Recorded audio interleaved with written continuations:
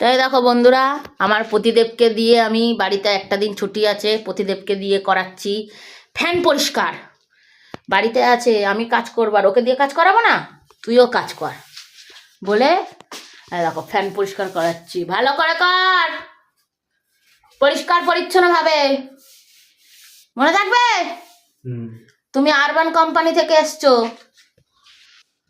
শুধু খালি গায়ে করছো আর কিছু না। আরবান কোম্পানিরা কি স্মার্ট ভাবে আসে, জামা ফামা বুট শুট পরে, আর তুমি এসছো হাফ প্যান্ট আর ভুঁড়ি বের করে, আর কিছু না। ঠিক আছে? ও দাদা, তাকান এদিকে, ভালো করে পরিষ্কার করুন যাতে আমার শাশুড়ি মার ঠান্ডা লাগে।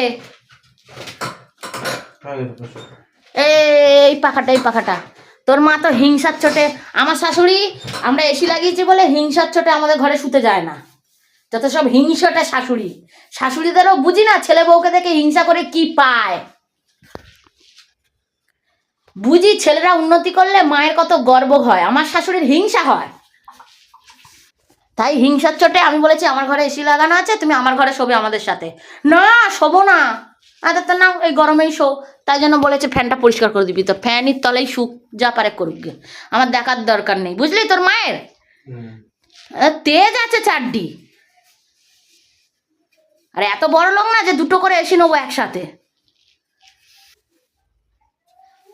ওনার বাতের শরীর আমাদের জীবন বাদ করে দিচ্ছে, তার বেলা কিছু না।